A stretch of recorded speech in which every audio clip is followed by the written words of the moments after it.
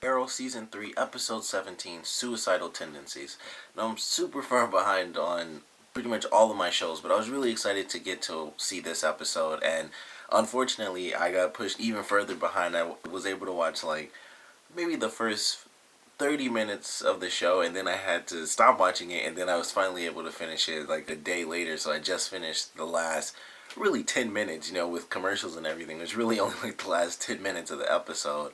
But I definitely enjoyed it, and it had some pretty big shocks by the end of the episode. One of which was really huge. The other one, like the way the episode actually ended, was still a shock, but they kind of did like some really quick foreshadowing, like the scene before, so it wasn't like a giant surprise to me. But it was more of a shock who actually did it than the act of it happening to begin with, because it just made sense. Like, it's the League of Assassins, and Oliver says like maybe we should, we have to catch this person not just before they put more arrows in criminals, but before they end up, putting an arrow in someone who's actually innocent. And that just made sense. It's the League of Assassins. They kind of just kill whoever's in the way to get to their target, to be honest. Or in this case, they just kill whoever or whatever in order to just, get Oliver to become the next Ra's al Ghul. But I definitely enjoyed this episode. It was cool to get like a really small version of the Suicide Squad, but we got the Suicide Squad in this episode. Um, it kind of sucked that we only got like this small team, and then by the end of the episode, they killed off one of the members. I hope that there is some insane way where he ends up surviving, and I was hoping to get like an extra scene or something at the end of the episode where he actually did end up surviving, and who knows, maybe Hive came in and was like, I know we offered you this position a long time ago, but now that you kind of need our help, we're going to offer it to you again because we really believe that you have the skills we need. And it was definitely cool. Like, I love getting the flashbacks for Lawton and seeing him as this, you know, this guy who comes back from war and he has, like, serious PTSD, and it drives him from his family. Eventually, he kind of just breaks down, and then he gets arrested for that.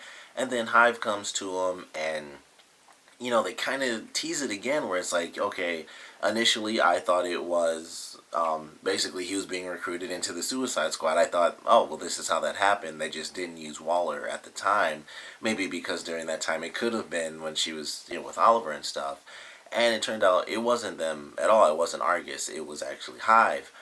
And it was like, sweet. Like, we get another taste of this backstory, and that's all it was. It was a serious taste. It's like, okay, well, it's not Argus. It ends up being Hive, and here's your target, and of course it's Diggle's brother, and that was it. We didn't get any flashbacks to like what happens or why they wanted him dead, which is of course still the really big question. Like, once it was revealed in the last season that it was Hive, the big thing was, why did Hive want Diggle's brother dead? Like, what was he involved in that was so serious that Hive, of all things, got involved? And I know Hive from Teen Titans, and technically we've had Brother Blood, who was like the big villain of Teen Titans outside of Slade, but he wasn't really involved with Hive or anything in this series, and of course, he's dead now, so it's not going to be him, but we could get some of those members. We could get Jinx or possibly Gizmo and stuff like that, which would be cool. I'd love to see Jinx more than Gizmo, because Gizmo um,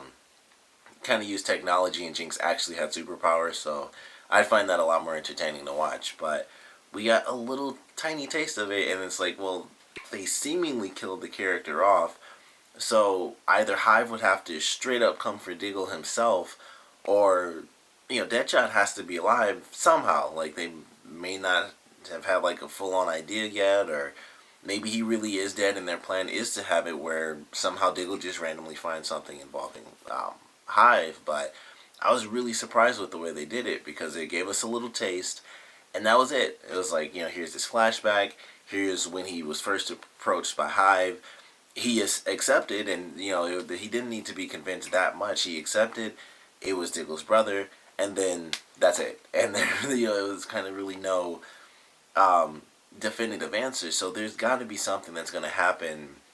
You really have to assume in season 4, where we do get the next step for what the heck happened with Diggle's brother. Maybe Hive is going to end up being the main villain, because it is Hive. Hive is a really big thing in the DC universe, so it could be like, Argus versus Hive or something, and that's how we get that information and that final little piece, and who knows, we might find out that Diggle's brother worked for Argus and he was like a secret agent and stuff like that. And I wouldn't put it past Waller to not ever say anything like, yeah, he was a spy for us. I don't have to tell you because I don't really care about anything or anyone. So I wouldn't be surprised if that happened in season 4. But it sucked that we got a tiny little taste, and also the fact that we lost Deadshot, who personally he was my favorite member of the Suicide Squad that we got, in this series. I mean, we were given like the tiniest hint of Harley Quinn, but she wasn't in an episode, so I don't really count that.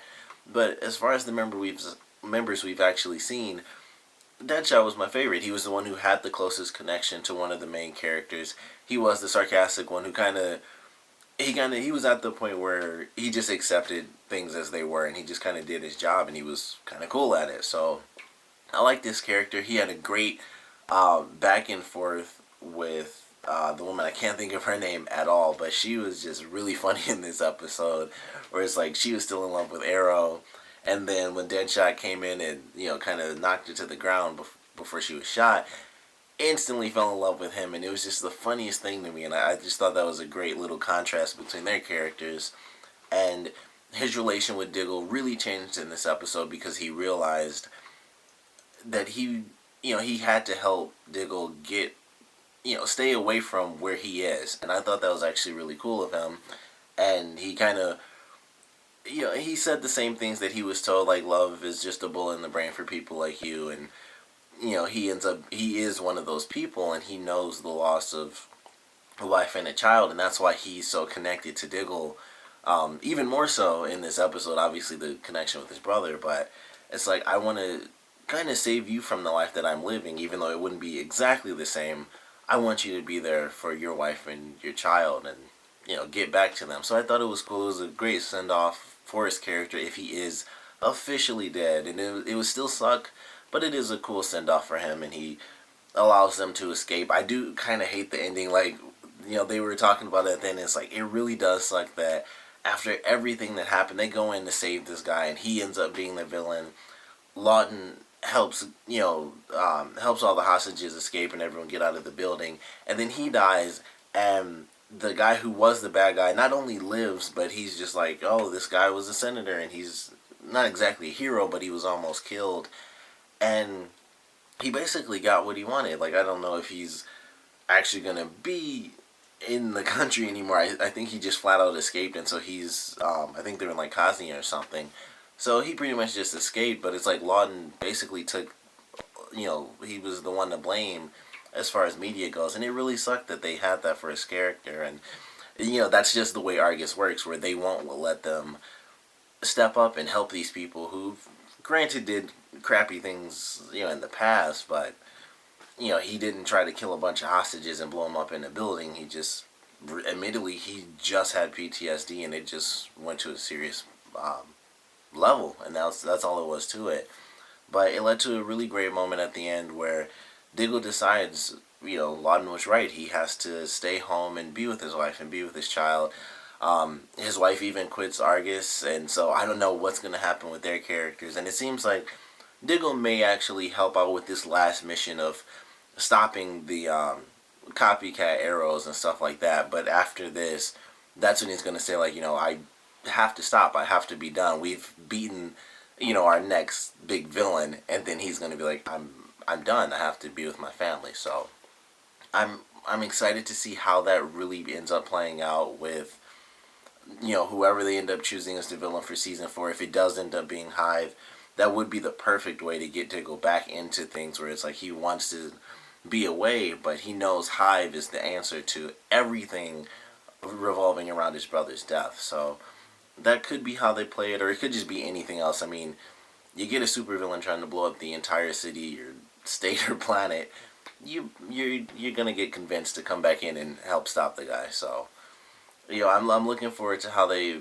kind of play around with that. And then, of course, we have like the other side of this episode with, Arrow versus Adam. At least for a quick second, we had that, and Ray figured out that Oliver was the Arrow, and it's like, he's killing people, so I gotta take him down. And he was basically gonna kill him. I mean, he electrocuted Roy, and I was surprised. I'm like, he flat out electrocuted him, and it seemed like, he's kind of on the same level.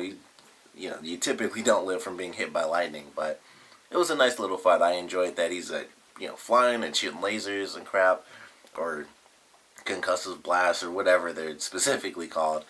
And it was a nice little fight, and of course Oliver ends up winning. Like, oh, look at this amazingly convenient little plate right on the side of your leg that looks like a giant, Wi-Fi thing, and he just knocks it off and he wins the fight. But it was nice to see that sort of arc where it's like Ray decided, I have to go out and really kill this guy. I have to stop him permanently, or as permanently as I can. And of course it didn't work, and he realized that he was wrong, and so everything worked out, and now he's going to be helping Team Arrow, which obviously they're really going to need based on the end of this episode, where Maseo, of all people, like, that's what really made it, like, just crazy. It was like, that's just really messed up, because they were so close, and we still don't know what happened to his son. Like, that's every time I see him, and every time they do a flashback, one of Oliver's flashbacks, all I think of is where's their son, and in the present. So it's just like the connection that they have. Something had to happen to Maseo where he's just like, as much as we have this huge connection where he saved his life, his wife's life, his son's life, it's all nothing compared to the rule of Ra's al Ghul. And I didn't mean to make that rhyme, but it just does. So, I'm excited to see this next episode, even though I'm already like a week behind anyway. I'm really excited for it, of course. I want to know what you guys thought about this episode, though, so please comment below. Let me know your favorite parts, your least favorite parts, and what you guys think of Deadshot as a character. In the series, he's obviously different than he is in the comic books, at least, somewhat. Characters, and pretty much all the DC TV shows are different than they are in the actual comics. But I want to know what you guys thought about this character, because, like I said, I liked him. I enjoyed his sort of sarcastic personality. He was the one who was like, this sucks. I'd rather not have a chip in my brain that'll, blow me up. But I'm here. I had some crappy moments, and I'm just going to kind of keep on keeping on. And that's kind of what made me like his character. And he had moments like in this episode where he could be very honorable as a person. And I believe he had that in the last one as well, when he could have shot Diggle or something like that. Like, he had the chance to basically take off and leave Diggle to die, but he didn't do that in the last time they met. So I like this character, but like I said, I want to know what you guys thought about him, so please comment below, let me know, and thanks for watching.